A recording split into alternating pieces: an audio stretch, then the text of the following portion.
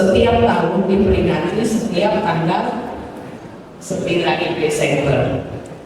Mungkin untuk memahami sedikit sejarah Hakordia hari anti-korupsi sebelumnya, bahwa sekitar 20 tahun yang lalu Sekjen PBB yang ketika itu Kofi Annan secara terang-terangan menyampaikan di hadapan 191 anggota Majelis Umum PBB bahwa praktik korupsi benar-benar melukai perasaan kaum miskin, serta korupsi telah menjadi batu sandungan dalam upaya mengurangi kemiskinan dan pembangunan di setiap negara. Kalau itu menjadi perhatian kita semua, sehingga tidak heran kalau setiap pemerintah daerah wajib melakukan kegiatan peringatan Hari Anti Korupsi sedunia dengan tema nasionalnya Sinergi Berantas Korupsi untuk Indonesia Maju. Dan kami Kejaksaan Negeri Kendal sudah memulai atau melakukan roadshow Hakordia sejak tanggal 9 November 2023 yang tentunya bersinergi dengan OPD stakeholder lainnya. Kemudian dari Kejaksaan Agung sendiri juga menambahkan tema bagi kami, yaitu maju membangun negeri tanpa korupsi. Maju membangun Kendal tanpa korupsi. Bapak Ibu silakan. Oleh karenanya itu saya akan mengajak kita mengucapkan salam integritas. Salam integritas. Salam integritas. Salam integritas.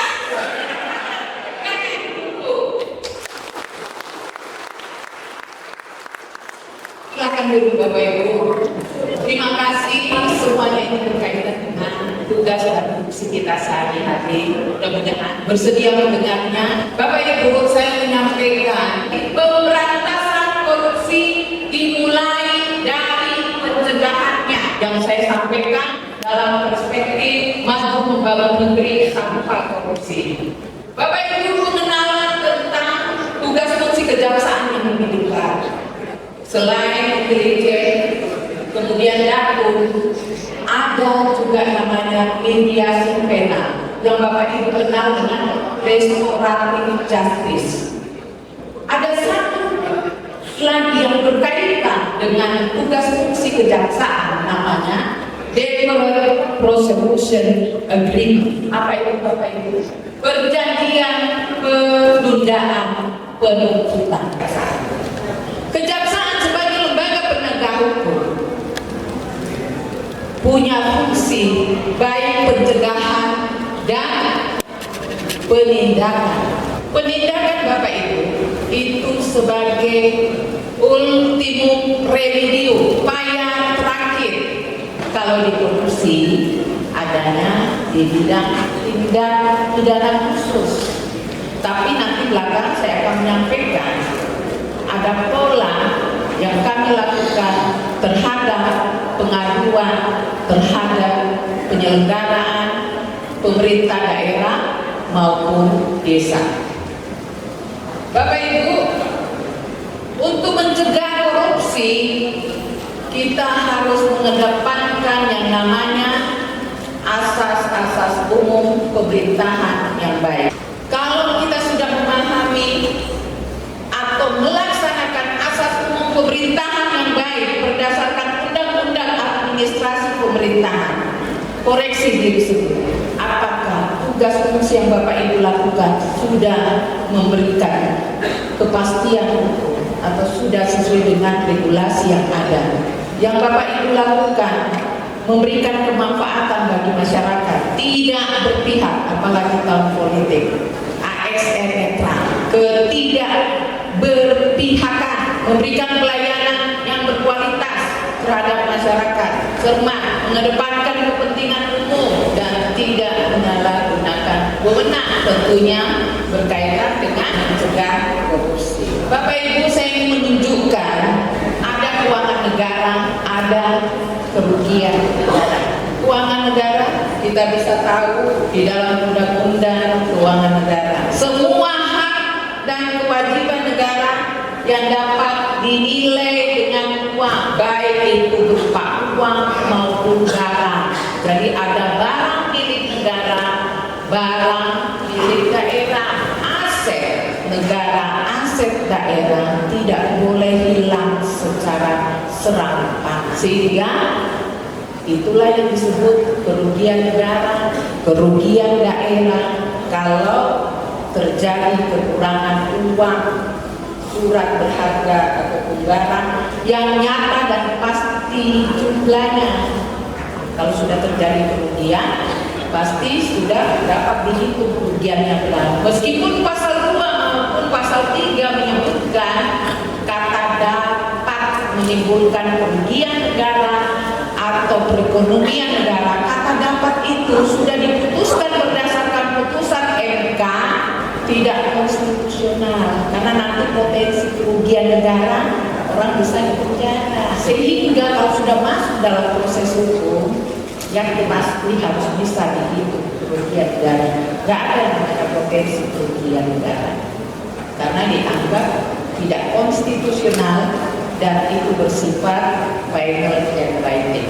Jadi kerugian negara juga itu bisa bukan saja pidana, tapi ada juga karena akibat kesalahan administrasi. Bisa juga kerugian di sisi perdata, kesalahan administrasi yang pernah disidik. Kalau enggak dilidik satu dinas, kami tidak akan pernah menzolimi dan kami putuskan sepakat itu sebagai kesalahan administrasi dan pemulihannya sedang berlangsung. Kalau Bapak Ibu mau tahu, karena kejaksaan itu dari undang-undang korupsi yang sebelumnya, sebelum ada KPK dan kepolisian, ada undang-undang nomor 3 tahun 71 terhadap kerugian negaranya tidak ada pengganti hukuman penjara. Jadi terpidana yang sudah jalankan pidana pokok, kerugiannya wajib dibayar. Bapak Ibu mau tahu, kami kejaksaan mendapatkan terpidana ada yang sudah meninggal, kami harus tagihkan kerugian negara tersebut kepada ahli waris. Kalau zaman dulu mungkin jumlahnya tidak besar, masih belasan, puluhan, tidak seperti sekarang triliunan. Itu kami tagih. Berapa kemampuannya itu yang kami terima, ditagih melalui apa? Bidang perdata dan tata usaha negara. Jadi yang namanya hak negara, disinilah tugas dan fungsi kejaksaan yang intinya adalah untuk kepentingan yang berkaitan dengan penyelamatan, pemulihan, dan perlindungan keuangan atau kekayaan negara. Karena di sini banyak para kepala OPD yang mengelola uang negara dalam pengadaan, dalam belanja uang daerah. Perlu prinsip kehati-hatian, karena kami juga bisa menilai di mana ada mensreanya. Mensrea itu niat jahat, kami simpulkan dari rangkaian perbuatan yang kami sebutkan peristiwanya adalah peristiwa pidana. Apalagi Kabupaten Kendal pengguna anggaran sekaligus merangkap sebagai pejabat pembuat komitmen.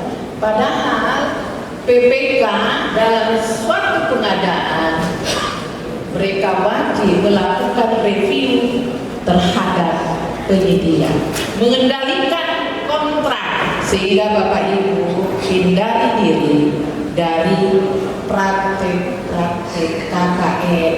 Ada namanya korupsi, benturan kepentingan dalam pemborongan, pengadaan maupun persewaan. Kami Kejaksaan Negeri Kendal dalam mengamankan pembangunan prioritas daerah Kendal melalui tim PPS pada bidang intelijen untuk mengeliminir ADHT maupun pendampingan untuk setiap pekerjaan proyek yang ada, proyek prioritas di Kabupaten Kendal, kami berani tunjukkan dan meminta para pihak di dalamnya, pelaku pengadaan, pengguna anggaran, PPK, pelaksana atau penyedia, konsultan pengawas, dan kami yang mewakili Kejaksaan Negeri Kendal, yang mewakili pemerintah Kabupaten Kendal adalah sekretaris daerah dan inspektur,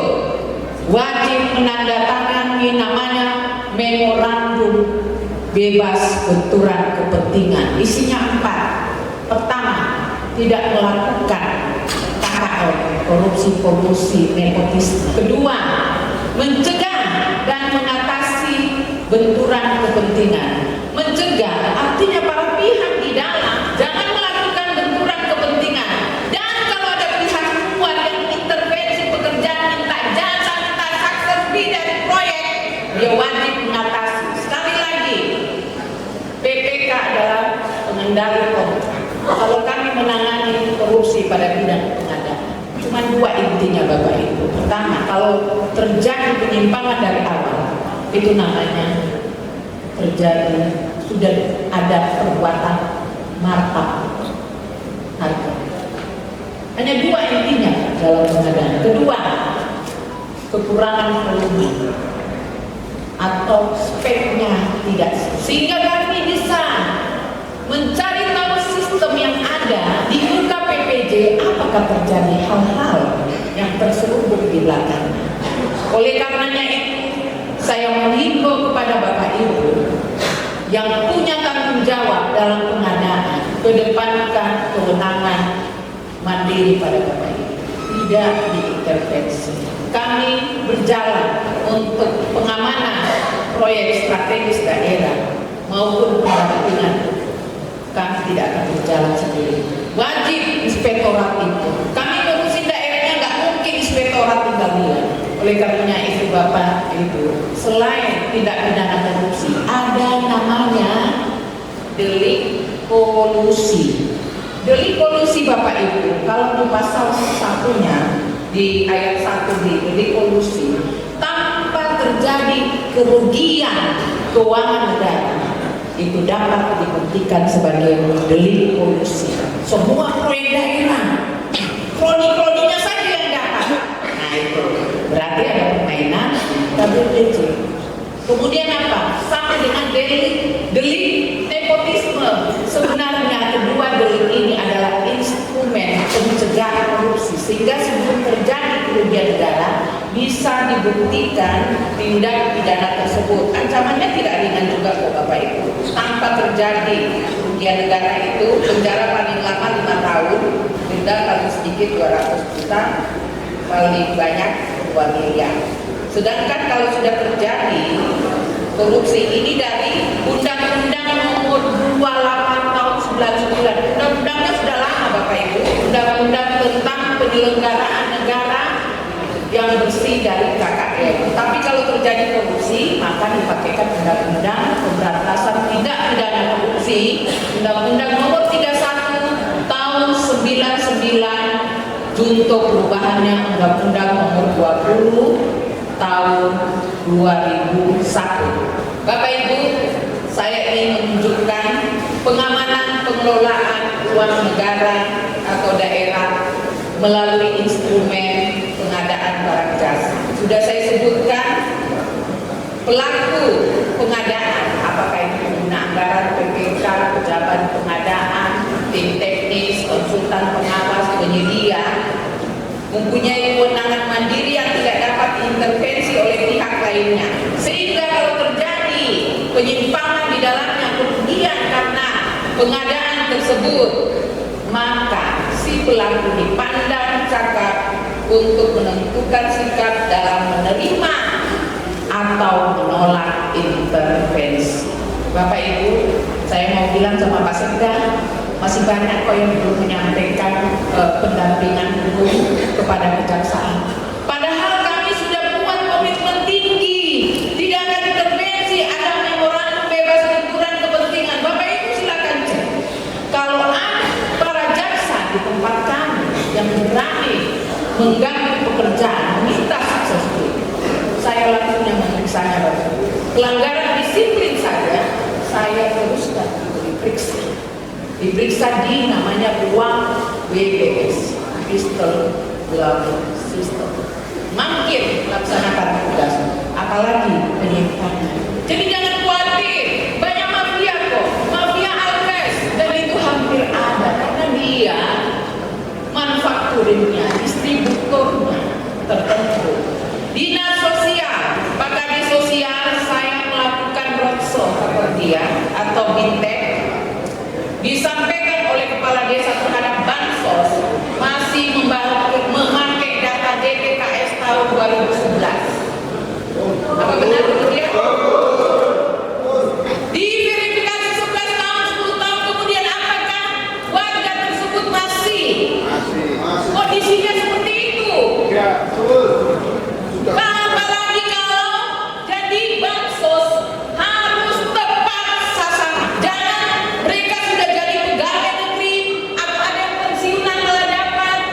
Gak mungkin mereka terus menerus verifikasi data. Tolong tim anggaran Pak Wahyu diperhatikan validasi datanya, verifikator dari dinas sosial, karena pasti data itu bottom up. Jangan sampai bansos tidak tepat sasaran, karena Kemensos sudah menyalurkan dana, tapi kalau tidak tepat sasaran itu tanggung jawab Kadis. Tinggal menggerakkan kok, apa susahnya, ke camat, ke desa, ke kelurahan, validasi data yang ada pada DPKS Kabupaten Kendal, sehingga bisa dipastikan prioritas nasional pengentasan kemiskinan ekstrim bisa tercapai. Tapi kalau dibiarkan data dari tahun 2011, pasti datanya sudah banyak berubah. Jadi ini PR ya, Pak Sekda, tolong Pak Wagub ya, Bapak Ibu, terakhir saja. Saya ingin menyampaikan tentang yang tadi saya sebutkan, pola terhadap pengaduan dalam penyelenggaraan Pemda atau desa, bahwa pengaduan itu bisa melalui surat aduan atau laporan masyarakat. Tetapi di bidang intel ada namanya posbabus. Mereka bisa datang secara langsung, dicatatkan dalam berita acara penerimaan aduan masyarakat. Tapi Bapak Ibu, kami mau bilang, kebanyakan yang datang aduan masyarakat adalah dalam artian yang saya pahami, berarti di tingkat pemerintahan kabupaten tidak ada penyimpangan. Tetapi kalau saya menemukan, Bapak Ibu menemukan ada penyimpangan, terjadinya korupsi, saya tidak akan. Jadi ini yang disampaikan oleh Jaksa Agung, arahan pasti harus koordinasi dan kolaborasi dengan APIP. Kalau ada laporan, kami libatkan APIP. Kami minta audit investigasi, dan sebisa mungkin pelaporan tersebut, aduan tersebut, Bapak Ibu mengingat bahwa tidak ada laporan atau aduan yang diendapkan, wajib ditindaklanjuti, karena setiap instansi pemerintah juga punya kanal pengaduan, benar nggak? Punya kanal pengaduan, baik diterima langsung ataupun melalui online, apalagi APH. Tetapi Bapak Ibu mesti juga memperhatikan stressingnya di sini, disebutkan oleh Jaksa Agung, ini arahannya, jika kerugian yang ditimbulkan tidak signifikan. Karena Bapak Ibu tahu penanganan korupsi itu tidak murah, sidangnya di ibu kota provinsi, butuh biaya, dari penyelidikan sampai eksekusi. Berapa kasih Pitsus biayanya? Sekitar berapa? 200 jutaan. Dan kalau ada kesalahan administrasi, maka kami akan bersepakat untuk menentukan sikap terhadap kerugian tersebut. Tapi harus wajib dipulihkan. Pemulihan kerugian wajib. Apakah itu proses pengadilan atau tidak? Tapi sekali lagi, kalau kerugiannya hampir sama dengan biaya anggaran untuk korupsi, hampir sama, dan di situ jelas-jelas mens reanya, maka kami tetap akan menanganinya. Oleh karenanya itu Bapak Ibu, apa yang harus kita lakukan sebagai bahan terakhir strategi berantas korupsi menuju negara atau daerah yang maju, atau strategi berantas korupsi menuju kendali yang maju? Pertama, pejabat publik, pejabat negara, instansi vertikal, lembaga vertikal, pejabat daerah harus menjadi role model, panutan pada lingkungan kerjanya dan masyarakat. Berintegritas, artinya ada kesesuaian, kesatuan yang butuh antara yang diucapkan dengan yang dilaksanakan, tidak praktik KKR, dan tadi juga mencegah dan mengatasi benturan kepentingan. Kedua, Bapak Ibu, terciptanya birokrasi yang bersih, apalagi pemerintah daerah pasti melayani masyarakat. Jangan merasa sudah menjadi aparatur sipil negara apatis, masa bodoh. Masyarakat datang bukan segera dilayani karena berpikir kerja tidak kerja, kerja bagus atau tidak pasti dapat gaji. Sudah tidak laku pola demikian. Ada namanya pengawasan melekat 2 derajat dan mengutamakan pelayanan publik yang berkualitas. Bapak Ibu, ada beberapa daerah memasukkan kurikulum pendidikan anti korupsi. Terserah untuk Dinas Pendidikan dan Kebudayaan Kabupaten Kendal, silakan dipikirkan. Bisa kok pakai dari dana BOS, karena itu inovasi dan kreativitas. Bisa melibatkan lembaga penegak hukum dari TNI, mengajarkan kedisiplinan, kerja keras. Kita juga menginginkan bahwa masyarakat Kabupaten Kendal tidak kompromistis dengan praktek KKR. Kemudian penegak hukumnya, lembaga penegak hukum, dia harus tegas, lugas, objektif. Tapi ada juga sisi humanisnya. Kalau orang pelaku tindak pidana yang sifatnya ringan, yang karena melakukan tindak pidana karena kebutuhan ekonomi, kita bisa pikirkan untuk yang namanya RC. Dan tentunya seluruh stakeholder masifkan yang namanya Lukum Penkum, penyuluhan hukum, penerangan hukum, karena jelas kalau kita kenali hukum, seluruh ketentuan yang ada, maka pasti menjauhkan hukuman. Saya kira demikian Bapak Ibu yang bisa saya sampaikan, sharing bagi Bapak Ibu. Bapak Ibu bisa lihat foto kami, itu menunjukkan komitmen kepada masyarakat, dan inilah yang kami lakukan. Saya kira demikian, lebih kurangnya kami mohon maaf. Wassalamualaikum warahmatullahi wabarakatuh.